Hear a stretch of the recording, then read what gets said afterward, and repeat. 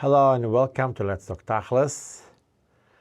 Wow, we just came out of an amazing interview with a very special man who he and his entire family are really working hard and assembling and giving all of the koiches to help and build one of the children who is never struggling, and they really buckled up to do what's right, even though it was not easy and not so popular in the beginning, but they really struggled it through. And Baruch Hashem, today they have a lot of advancements to share.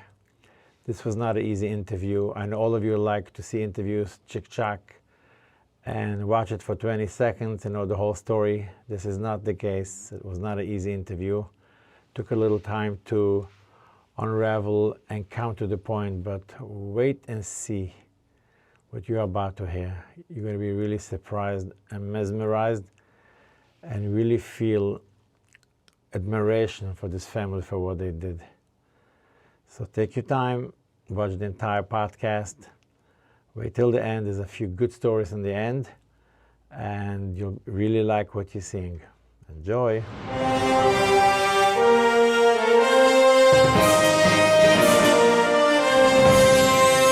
Hello and welcome to Let's Talk Tachlis. Thank you so much for joining us. We really appreciate your time. You share your time with us. We know your time is valuable, especially before Pesach, and we really appreciate it. Today we have a very special guest. Like I always tell you, in Let's Talk Tachlis, sometimes it takes us a little too long till we do the next podcast, but we are very, very picky. And when we bring on a guest, he has to be super special. So today, without further ado, let me introduce to you Rabbi Mr. Isaac Miller. Hello, Mr. Miller. Thank you for introducing me as a very, very special person. I really appreciate it. The people who watch so far, they don't know you're special, but by the end of this interview, they'll all know you're special. So I'm jumping ahead of the game, and we'll go straight to the chase. Mr. Miller, Isaac, my dear guest, has a unique and very powerful story to share with the world. The story is not such a pleasant story. He's doing a very tremendous job. He and his entire family, really as a group, are working very, very hard to make the story very pleasant. And he has a lot of successes on his column, Baruch Hashem. He's going to be very brave, I hope, and I believe tonight, to share a personal, painful story with tens of thousands of viewers. And the only reason he was willing to come here and share with you the story is because he feels that there's a lot for all of us to learn and know in this subject. And he really has a mission to make the world a better place and make Klal Yisrael and Klal Yisrael's children happier and healthier, and that's why he's here tonight. So what's going on, Mr. Miller? Without further ado, I would like to thank you for the opportunity for sharing my story. I wouldn't call it pain. I would call it maybe painful, not painful, because there's a lot of joy as well when you see what you can accomplish and what you can do and how you can turn things around. There's really a lot of joy and a lot to be happy about. Baruch Hashem, I'm happy, I'm a happy person, and I'm trying to put a smile on other people's faces as well. I share my story a lot, and I go out and I talk to people, and Baruch Hashem, many, many people thank me today for their smile on their face. I think, Shem, making people smile is in your DNA, right? Yes, fortunately. Yes. I don't know if any one of you heard the name Miller ever. Nah. Is it say Miller? I always say I'm from the Rabunische Miller. Yes. So Isaac's father is the very special Yarmeruv Rabbi Yankel Miller, a very famous Mesamayach Alekim Be'udam person. So for them to put smiles on people's faces is an everyday occurrence. But today, let's see how we can put a smile, how we can gift wrap this story. So let me hear what happened in short. I asked some of my interviewees, why are you here today? Can you answer that? Sure. I don't think that it's a hard question at all. When I share a little bit of my story, I first always make a disclaimer. I'm sharing a story. I'm not here as a professional, and I don't want anyone to view me as one. I'm not giving advice, and I'm not telling anyone what to do. I'm just saying what happened to me and my family, and how we, I believe, very successfully got to where we are, and our hopes are high that we know that we're seeing the light at the end of the tunnel, and we're going to get to the end of the tunnel. We'll get outside. It's a shame. So I can say, like every typical person, I grew up in Vishnitz, in Monsey. I was born, raised over there. I grew up as a Vishnitz Chusid. I got married over there. I lived over there. I raised my children there. I started marrying off my kids while I lived over there. My whole life was in that circle, in that bubble of Vishnitz Chassidus. And in our days, we live and we see many kids who struggle, and it is only normal to try to be judgmental, and in most cases we judge the parents. We look at the family as a failing family. Even if it's only one child of 10 or one child of more, we still look at somehow they failed. We try to find a reason, and the easiest person to target is always the family. So as all of us, I was the same. I was a typical person. I knew exactly why every kid is struggling and how the parents are to blame. One parent was too strict, the other one was too soft. One was easygoing, one was hard-going. But, there was always, and I knew exactly why it happened. Everything was lined up, all the excuses. Yes, not the excuses, the reasons. The reasons. The reasons. And it all went well, till it happened to me. And in the beginning, I would say, I would admit, I was judgmental of myself too. Where did I go wrong? And I was focused on that. Where did I go wrong? What did I do bad? Why did it happen to me? Must be my fault. I didn't know if I should blame myself or my wife maybe. So automatically things started getting very tense at home. I started feeling insecure in everything I did, because maybe I'm going too hard, too soft. I should not. But all the rest of the kids, I lost my confidence. And the same thing, I didn't know for sure if it's maybe my wife's fault and I should blame her. It started, the ripple effect of this was huge. It was unbearable. And it had a very, very bad impact on the whole house, automatically. And whoever I talk to, it's only normal people it happens to, it had an effect on the house. And one of the things that I started feeling was, I started feeling guilty for everybody. So first I felt guilty, of course, for my own kids. Then I felt guilty for my neighbors, that their kids are going to have such a kid in their neighborhood. And I felt guilty for the family. They're going to have to live in shame, and they're going to be embarrassed. My parents, my wife's parents, my own brothers and sisters and siblings, my wife's. I didn't know where this is taking me. So I was like lost. I was in the dark and nervous. I didn't sleep for nights. I was worried. And on top of that, I was also worried about my own child, my kid that's struggling. When it all started to unravel, it was a very bad situation, tough situation. When I realized what's going on, the only thing I saw was that she disappeared night after night. I had no clue where she is. I would not go out of my house at night and walk anywhere.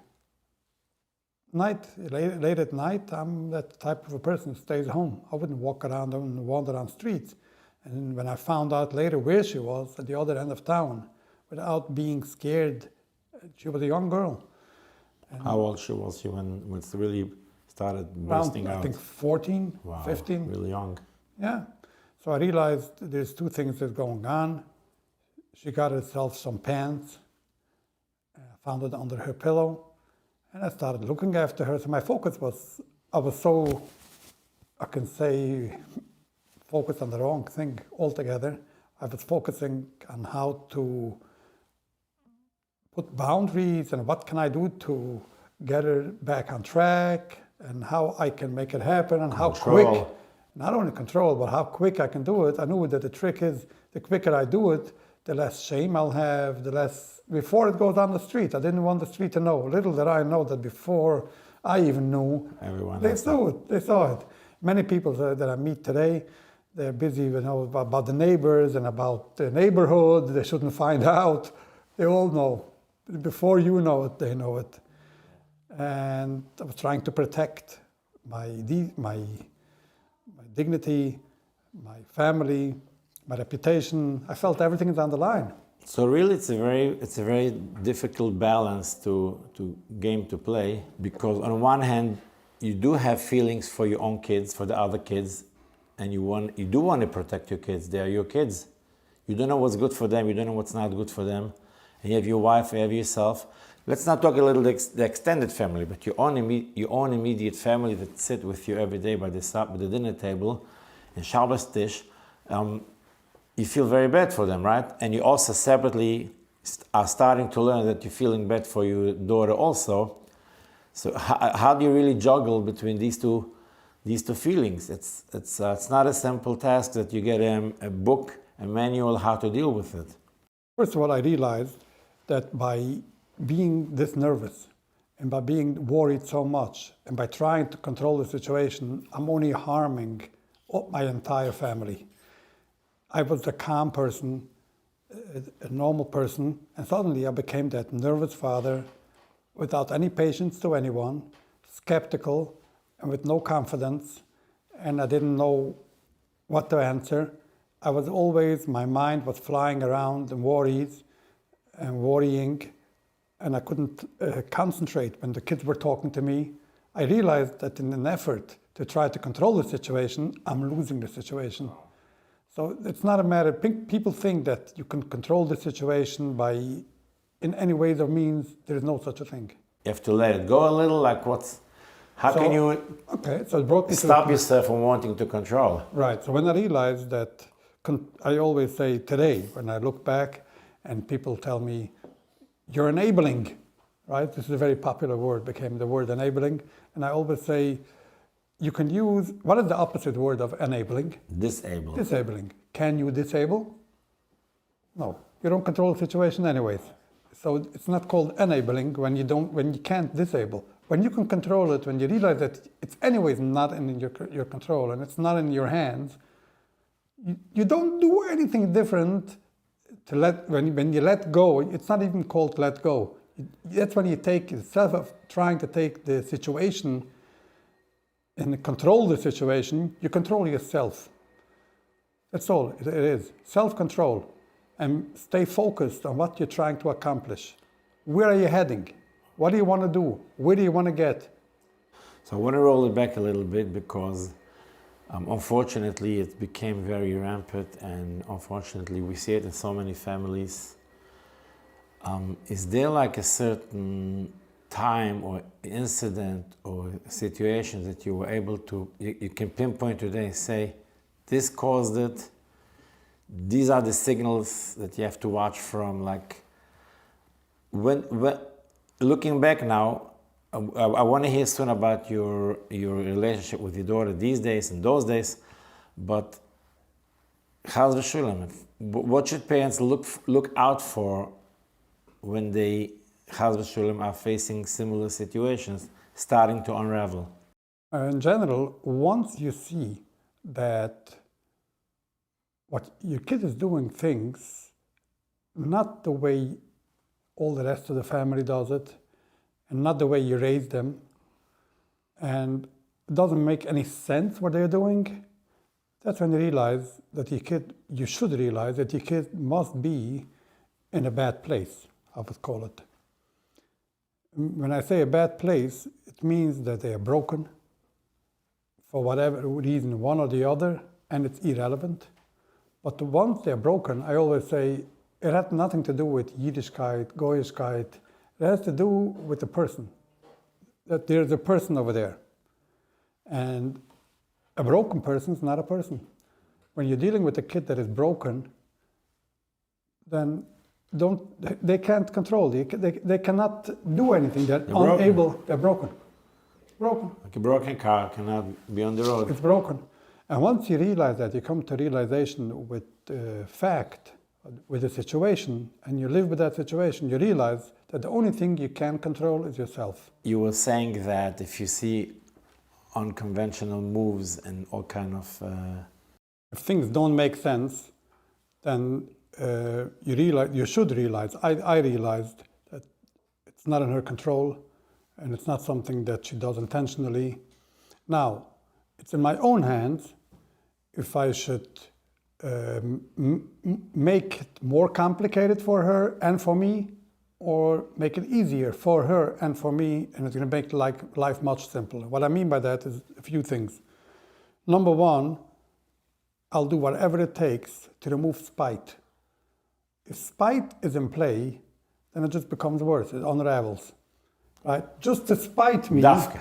Yeah, for Dafka. So what I had, for instance, now I have very open conversations with my daughter, and she recently repeated to me, and she said that in the beginning of her journey, she started, she always used to speak to me in Yiddish, to my wife in English. As girls do, it's very common. And I was okay with that. But when things started to unravel, I moved back and I was trying to take the situation and make it even stricter. And a stricter rule, I'm going to bend it the other way. This is how I'm going to take control. So I said, from now on, you cannot even talk to mommy in English anymore. And what do you think happened? She started talking to me in English. And she wouldn't talk to me anymore in Yiddish. Nothing would make her talk to me in Yiddish. And recently she repeated to me that story. She remembered that. So you can see what spite does, right? She was not ready to take orders. She couldn't tolerate any structure or anything. This is what they can't. When they're broken, they cannot. So you can do whatever you want. You can kill them, and it won't change. So there's a few things that you must remove, that I felt I must remove. And I go back, I'm not saying you, I'm saying me. But I'm sure it took a long time for you to become who you are today, from going away from all the spites and becoming... And all it took was, and my main thing was not to lose focus. And it is still today. So now it's easy, it goes automatically. My focus is like this, and it automatically, any situation that comes up by instinct, it's about her and not about me. And I can tell you this much, that it made me a better father to all my kids. My older kids always tell me that they wish I was this kind of a father when they grew up. Wow. Because to all my younger kids, and it's not only, if you take this kid and by her you make her an exception, it's going to make the other kids jealous and it could affect them. No, change yourself. I changed myself. A new us. And it's a new me, and it's all about my kids. So whatever she needs, I'm for that. And whatever another kid needs, even in a normal situation, the way I was before, I wouldn't give in so easily to stuff. I am trying all I can to make sure they feel that I'm devoted to them, and I want to make their life as good as I can. And we're not talking about spoiling, going crazy. No, we're not talking about that at all. I'm talking about taking them to a Sfurim store and spending time with them. So even in a Sfurim store, I let them roam around and buy books. It costs a lot of money, but books they enjoy. I'm talking comic books, and for one kid that likes Hasidische Sfurim, I would spend money on that. Games, toys. They are number one. The kids, they are number one. They are number one for me in life, and it changed a lot. Wow. And the other thing that I did was, that I realized, is Chazal tell us, if a person doesn't have a friend, they rather die. So I realized that a lot of kids, I'll go back a little bit to humor, I always say that People are scared about the other kids. They start to worry. And why is that? You have to understand them, though. People who don't have the experience, this is really the biggest scare. I know. So, and I'm not judgmental today to anyone, right? Even to people that judge me, I'm not judgmental to them because I know that I was that person before. I was the normal person. I'm no longer normal, and I don't expect anyone to look at me as normal, and I'm fine with that. So I don't mind if people judge me at all.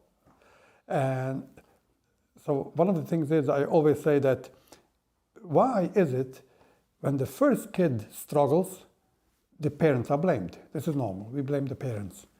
If a second kid struggles, no one would think that the same thing that caused the first kid to struggle, maybe it was some kind of a molester, or it was someone else in any other way of abuse that did the same thing to the second child. No. But the second child, they will blame the first child. So what happened? So people will say, right, you kept him in the house, and this kid brought down the next kid. And I always turn to them and I say, so you can explain to me why it happened to the first kid? The first kid didn't have a sibling before, and it still happened. I was going to ask you if there is a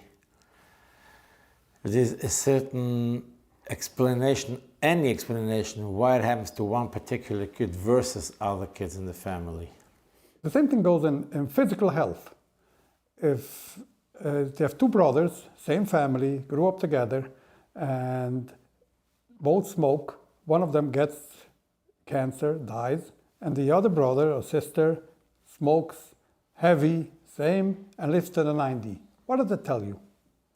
So it doesn't tell you that smoking is healthy, definitely not. But it tells you that one person can be built better or better genes or something that made him be able to tolerate the smoke, right? And the same thing goes over here. It could be two people can be as equally abused or bullied or whatever it takes to cause trauma. One person can tolerate better trauma than another. So there's no general, like you always compare it to health situations, right? Every doctor, any sickness, any organ, cardiologist, no doctor would treat two patients alike. Every person, according to his abilities, according to his strengths, according to his weaknesses. The same goes with kids. The same comes with spirituality. One person can take abuse and go on with life, and another person cannot. May I ask you a question, but you can tell me to back off. You think you by now know maybe what triggered this particular kid to be different than her siblings, a particular event or a happening that happened to her? Very sadly, I have not only a feeling, I have more than a feeling. When we became close, and she became close and open and wasn't scared to talk, she basically did express to my wife what caused it.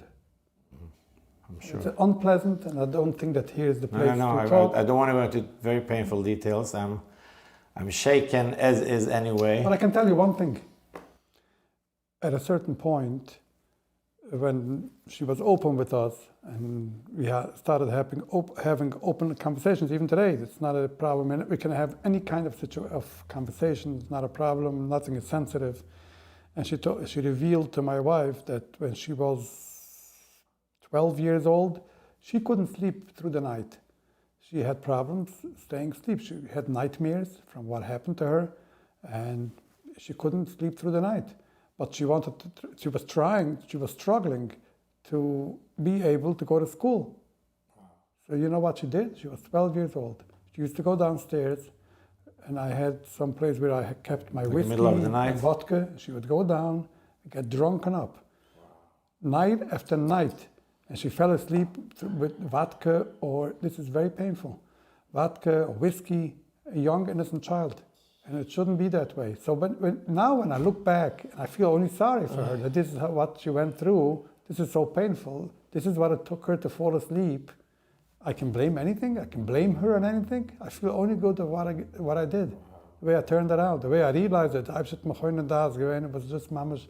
When you daven every day, ask for it. Cycle. It's the wichtigste Sache. Realize, open your eyes. It might not be pleasant to look at your problem, to face your problem, and to deal with it. It's not always pleasant, but you have to do it. This is our struggle in life. to face your problems and deal with it accordingly. Now,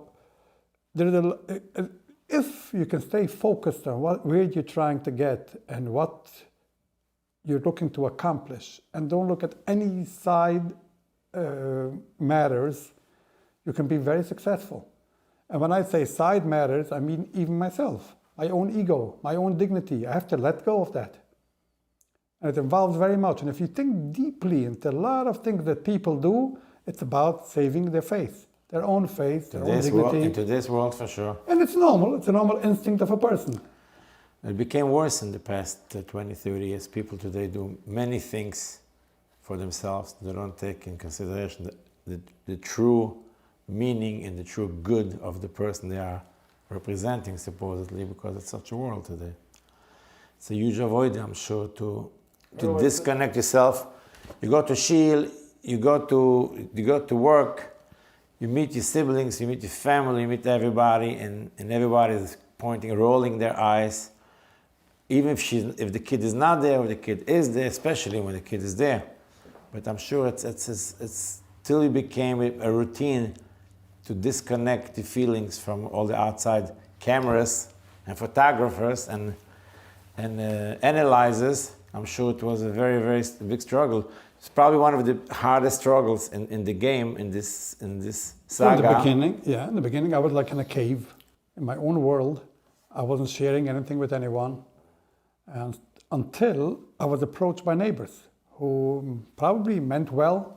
Yeah. But what were they looking for? It's a joke. The cemetery is paved with the rows of many people who meant well. Sadly, but I see I'm not judgmental against them as well, because what they believed, and they're scared, they say that they're scared for their own kids, that they're going to bring down the neighborhood and it's going to ruin their kids. I'm not so sure that this is really what they're scared, but it's an instinct. People think, oh, this is going to represent our neighborhood, this is how the neighborhood is going to start to look. I don't want this in my neighborhood, and people get all excited by it. And I don't blame them. It happens to be that some people think the opposite. They said, oh, now my kids can see what they should not look like. If a girl's house shouldn't wearing pants, or a boy's wearing not wearing a couple, or this and that. So some parents tell the kids, you see him or her, don't be like him or her. I can tell you one thing, that in the beginning, when my daughter dropped out of school, someone asked my younger daughter, who was only 9 at that time. I'm afraid to hear. And it's very simple. He asked her a simple question: are you jealous at your sister? That she doesn't have to go to school, and she gets away with anything. So are you jealous at her? And she answered no. And when the person, I didn't tell her anything. And when the person asked her why, and you know how she answered, and this is what kids realize on their own. You don't have to explain anything. She said, because my sister is not happy. A 9-year-old. A 9-year-old. And she said, I see, she's not happy. So it doesn't make anyone jealous. No one wants to follow. No one looks to follow that. There's no such a thing that one, I can only say one thing. If this kid, if you try to control the situation, what ends up happening is that this kid feels isolated. And because they can't follow rules, they can't follow anything. So every day it's about them, and they're targeted, and there's fights, and they go back and forth, and tension around them. They start feeling isolated. Now, once a kid feels isolated, as I said before, the kid needs someone on their side. So what is the kid like this going to do? Trying to pull one other kid of the family to be with them. Someone should understand me. Someone should be my friend. Someone should be my parents, for sure. It's not going to be my parents. It's not the whole family. Let me at least get someone on my side. And this is when probably some people might pull other kids together with them. But if you stop that and it's about them and you focus on that, and there is no spite. This is the first thing that flies out the window. There is no dirty talking, no cursing. No screaming, no yelling. There's calmness in the house. Automatically, it brings a new atmosphere, and there's no thing my side, her side. So she has no need to pull someone And she's equally as everyone as is. One small announcement. Many of you had the issue that you could not watch the podcast on a filtered phone, and I really admire the people who take upon themselves to have a kosher phone and stick to it. So we just made big upgrades to our website, letstalktachlis.com, and you're going to be able to watch directly the interviews without going through YouTube. Enjoy, and let's continue. First stage, a person has a shulam starts to realize, where does he go? Das teure. How does he bechlal know how to start going to professionals? I know you have a Rebbe and you had a Rebbe in your life, and it's not an easy situation for any Rebbe to control today. Unfortunately, it's becoming more and more common. Unfortunately, but like, what do you do? Like, boom, a ton of bricks fell on my head. What do you do? One thing that we must realize is when you look in Arba Chalka Shulchan Aruch, you don't find any halacha for such a situation. So really go back and say the word das Teure. I don't think there is anywhere in the halacha something to refer to. Yeah, but das Teure, we believe, has a special siyata d'shmaya.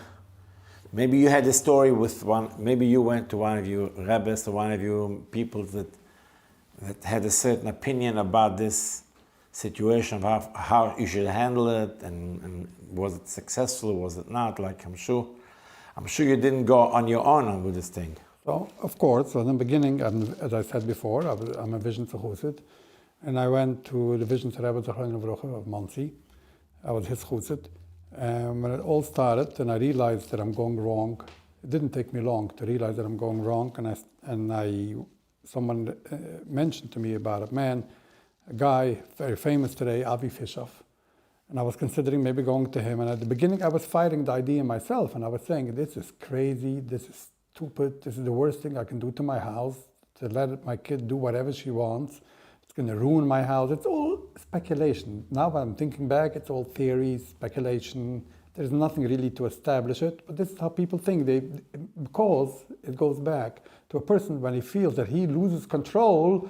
So he automatically, if I'm not going to be in control, it automatically means that the whole house is going to go it could be ruined, and it's not. When you don't you have this many, and I'm going back to physical sickness.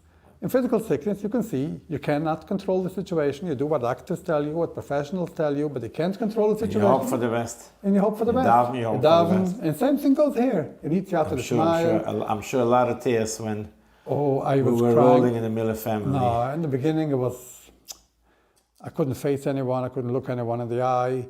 I was crying through nights. It was not an easy. Me, my wife, we lost a lot. Sure, this was nights of sleep and weeks of we didn't eat.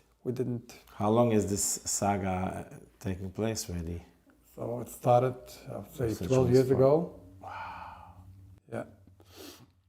And Baruch Hashem, we are where we are. From the beginning, when I was introduced to such a kind of a mahalach, that instead of pushing away... You were starting to say about the Rebbe. Right, and instead, some guy, Avi Fishoff, instead of pushing away, you embrace, and you learn what your child is going through. He's trying to explain it to you. So you live with what your child is going through, the struggles of your child, and you struggle with your child together.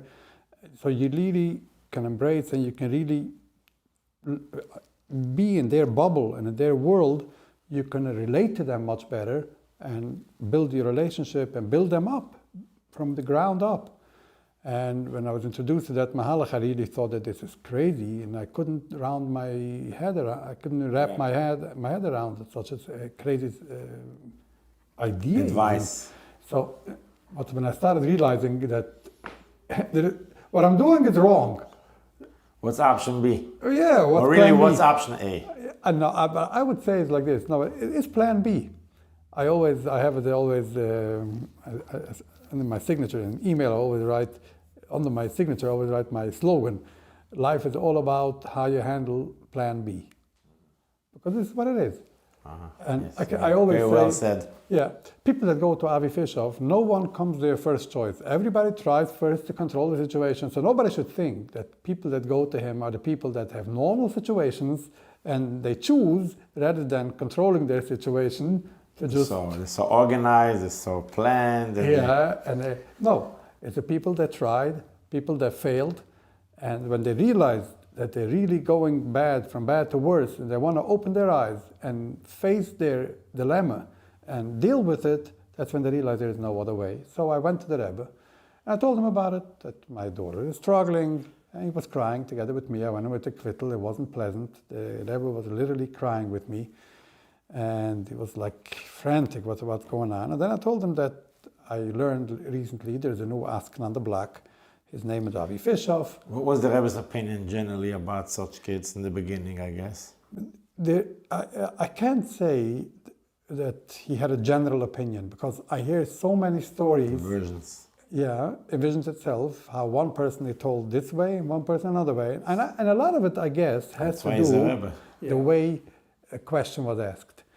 Because we know people go to a Rebbe for business questions, and many times we hear stories of people that got the answer that they were looking for.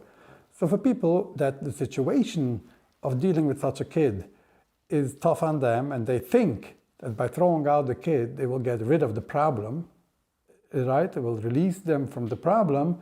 They will go to the Rebbe and ask it in such a way that the Rebbe should say, throw him out of the house. So when a person looks at a situation like something that is going to ruin his whole house, and it's going to ruin the whole family, because this is what he anticipates. And he goes to the Rebbe and tells him, and he goes to the Rebbe and he tells him, oh, listen, Rebbe, I have a kid that is mamash ruining my whole house. What's going on in the house, cursing and whatnot. And of course, the Rebbe would say, if it's ruining your whole house, the Rebbe might say, get rid of the kid. It's ruining your house. You can't let other kids fall because of this kid.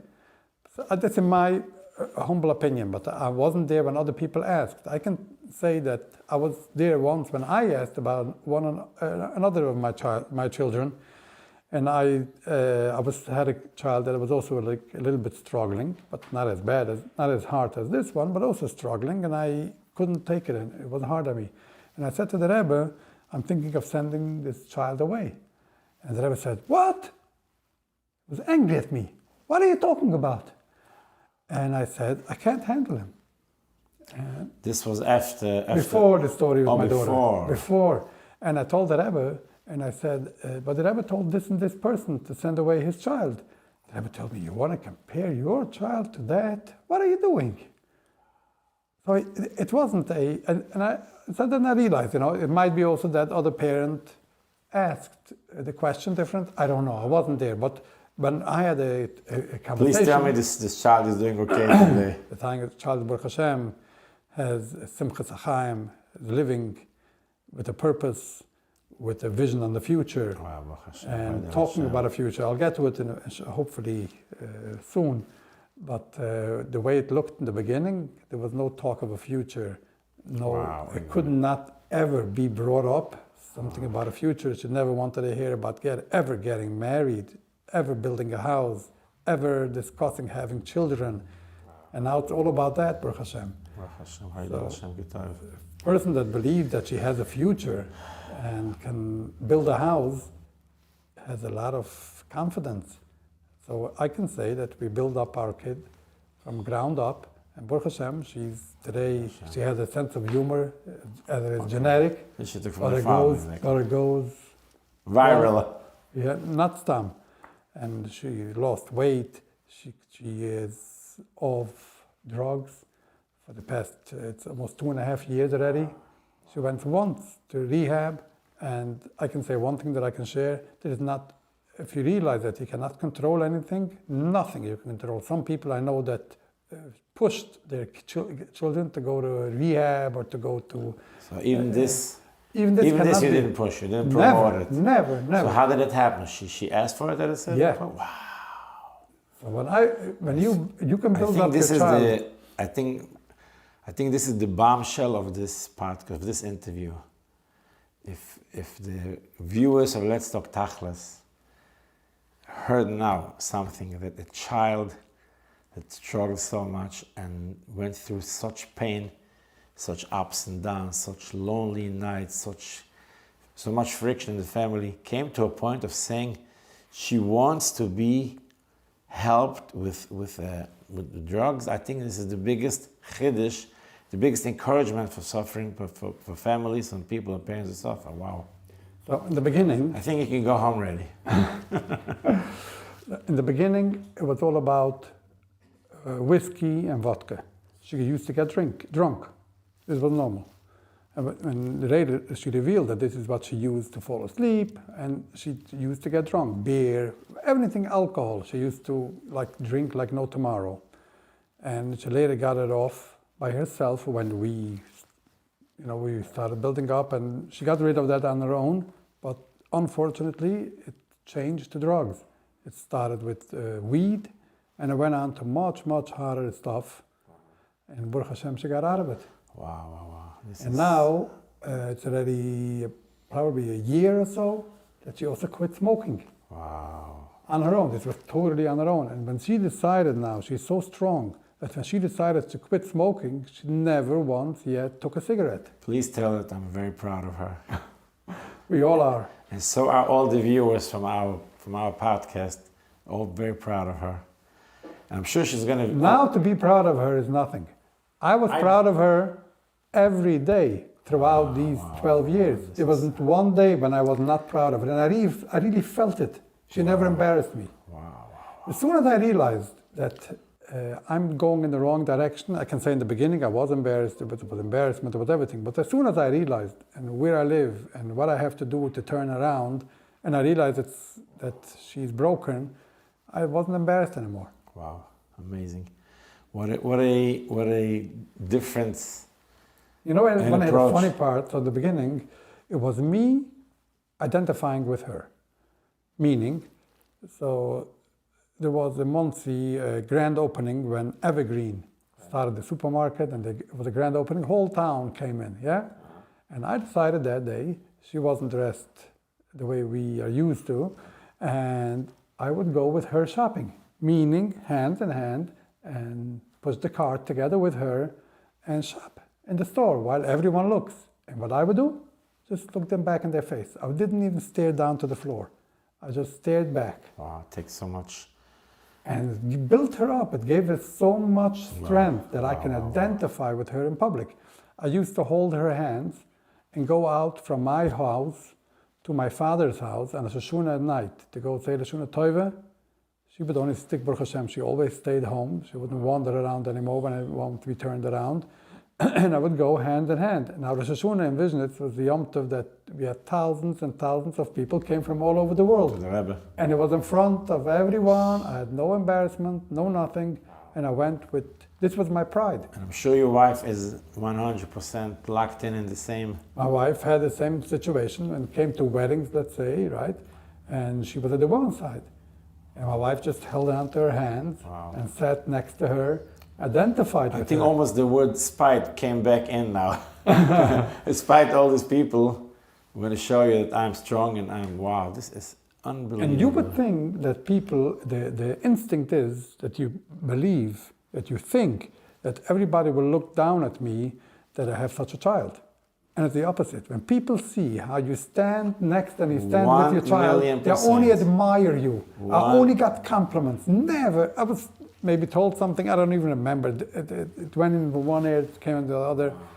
So the only hard situation was, so I went to the Vision Rebbe and I told him about this Mahalach of Avi Fishoff, and I asked the Rebbe if I should go to him, and the Rebbe said, of course. And I asked him for a brucha, and he gave me a brucha, so I went to him. Later, some neighbors, they were all scared about the situation, what it's going to do to the neighborhood. And people are also scared of the reflection. Beyond really so worried for their kids, how the neighborhood is going to appear. So this is the neighborhood where, and I can tell you one thing, that if people would realize that if you can respect a child, a broken child, they're not desperate to bring in their own friends to get courage or to get chizik. Or they're okay with the family and they're okay with neighbors. Right. If neighbors can get along with those kids, there's no reason to shame them, no reasons to embarrass them. We're used to yell at them. It doesn't do anything. It only makes them that they are looking out for support. And who are they bringing for support? People from outside.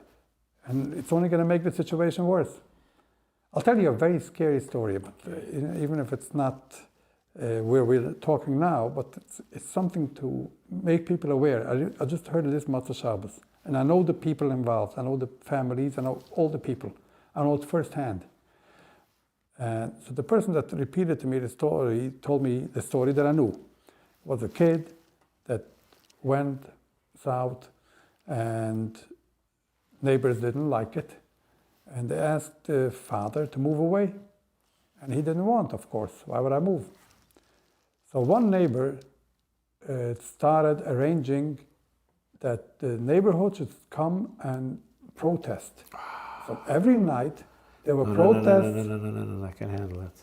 In front of their house. Can't handle it. Neighbors coming, and one neighbor was the head of leader. The leader, and they were yelling, move away, Scheigitz, whatever, I don't know what exactly they were yelling. Years went by, that family fell apart at the end. No wonder. And they moved away, but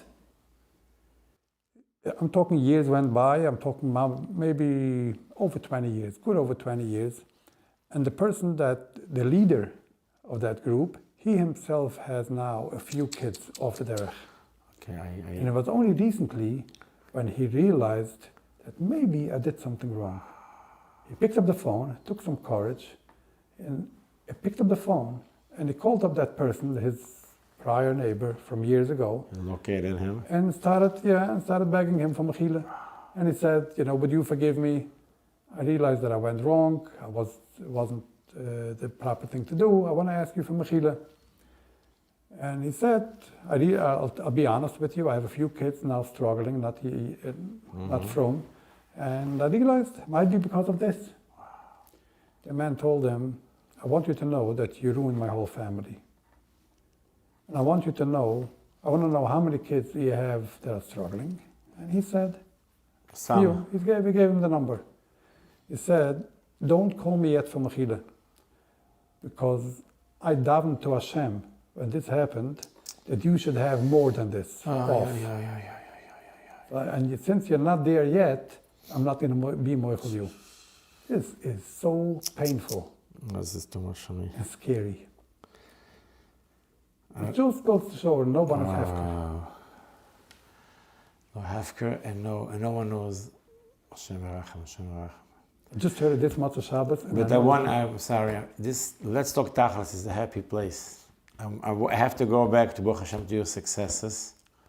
You killed me now, by the way. You killed me.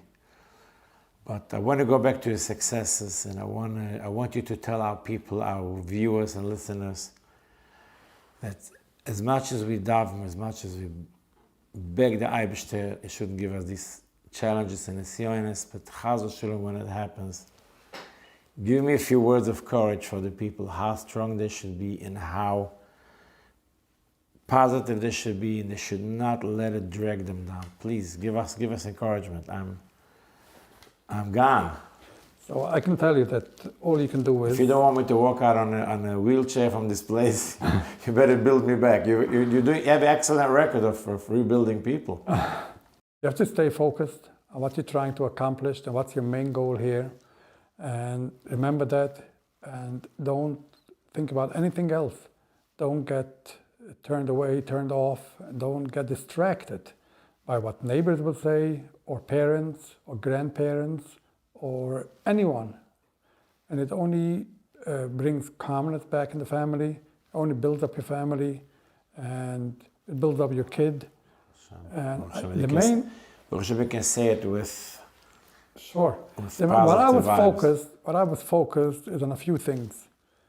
Number one, I was very strongly focused that my kid should not own anything to anyone else outside of me. Meaning, she shouldn't have any hakuras atoiv and be desperate enough to ask someone on the street to provide anything to her, and owe that person anything. So I wanted to make sure whatever my child needs is coming from me. And the only person she has hakuras hatoiv to should be me. What this prevented... Mommy and me. Yes, and what this prevented, and I'll tell you where I started. And this is by letting my ego go. When I first wrote a letter to her, an apology letter, you wouldn't believe what that apology entailed and what it included. And I just realized once I realized that she was in pain and she was broken, I had to tell her that I feel sorry if I'm not realizing, if I'm not... Apology for that period between when you discovered and till you started changing your style. That's what it focused on, right? Yes. So I took the blame. I'm sure I know you.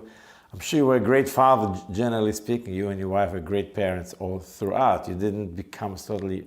Now you became smarter, but I'm sure you never did anything wrong to this kid before things started happening. So when the signs of things going bad is when you see that logic doesn't work.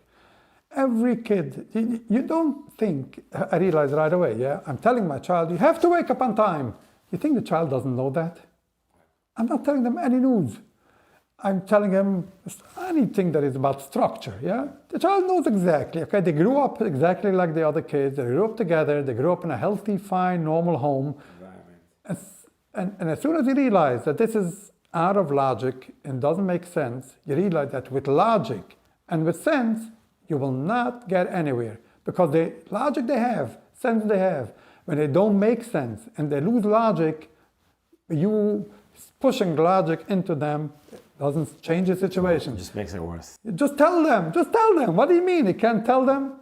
Then you bring in spite, you bring in fights, you make them lonely, you make them be alone, and they try to pull other people and they need some support, they'll get it.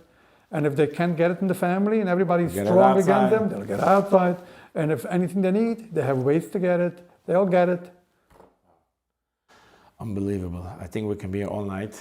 But I'm so happy that we can conclude this amazing conversation in a positive note. I couldn't bear to interview a parent that is in the first phases. I'll tell you what was sometimes you have, that's in order to jump up, sometimes you have to bend down a little bit so you can get a better jump. So by me, my daughter gets life. You can see a lot of those kids, they need love to an uncontrolled and an unimaginable amount of love, unimaginable level. So many of them, they need dogs to survive because a dog is not judgmental and it gives you love to no end. And this is what they need. But my daughter has a different thing that gives her much life. And this is babies. The smile that a baby gives her and the love that a baby gives is also, a baby doesn't judge, a baby loves you, smiles back to you, and she gets life from that. So she used to work by a babysitter. But all of her money, all was gone. So then not a penny was there, plus how much I paid and helped and supported her all these years throughout the journey. And in many, many ways. One day, a from father came in to pick up his baby by that babysitter, and he saw how she's dressed. And he told that babysitter he cannot let his baby, a few months old, he cannot let his baby be with such a girl over here. So she has to tell my daughter to dress up. So what do you think? She dressed up, right? Of course, she dressed down. So my daughter came home and said, my job is gone. That's it. So I told her, me and my wife sat down with her and we said, you know what? Going forward, let her go and you will start your own babysitting in our house. Unbelievable. And she said, I'm a shiksa. That's what she said. I'm ugefuhr a shiksa. Who's going to trust me with their kid? No one is going to give me a child to watch. It's not going to happen. It's impossible. I said, okay, don't worry. But it's still worth trying. It's not worth giving up. And I can tell you what's today, that as soon as people find out that they're going to have a baby, they register with her. Right. She takes very responsibility, so she's very responsible. She has a helper now, and she only takes up to, I think, 12 or 13 babies. But this is her life. And this gave her life. My whole house throughout the week is turned upside down with cribs, playpens, and whatever these kids Pampers, need. bottles, zoomies. Everything, and crying in the house, babies crying, babies happy, and she's talking and walking, and it's all about the kids and everything. Can I register my grandchildren by her? And this I'll drive them from Brooklyn to Monsey every day with pleasure. and it all came to a halt, a short stop at COVID. This was one of the saddest times, the hardest times throughout this whole period. Watching her unravel, she lost her whole appetite in life. So for weeks, she was in bed, she didn't bother coming out, she had no purpose in life, not coming out, and it was horrible, that situation. And I felt to myself, I lived in Vision, as I said before, and when this whole thing came about, and neighbors started threatening me that they're going to make protests and stuff, and I said, you know what, I'm moving away. I sold my house. My house was paid off, my mortgage. I lived with a tenant that paid me rent and paid off my taxes and my insurance. I lived basically only paying utilities. I lived free already. I sold my house, I bought a new house. Now I'm paying mortgage again without any tenant. I built a beautiful room for my daughter over there, and I made it as comfortable as only imaginable for her. I made it a beautiful, beautiful section that I built special for her. And this is where she stayed, Baruch Hashem, throughout all these years since I moved. Past COVID, she restarted. And then, after all this moving and after all this sacrifice, to have this thing go down, collapse, I felt like, where is this going to go now? And that's when Hashem, that's when she realized that it's going to a bad situation, and unless she takes the situation into her own hands, nothing will happen. She called me down one day to come to talk to her, and I was sure that she's going to tell me that she's ending her life. She's giving up. She's giving up.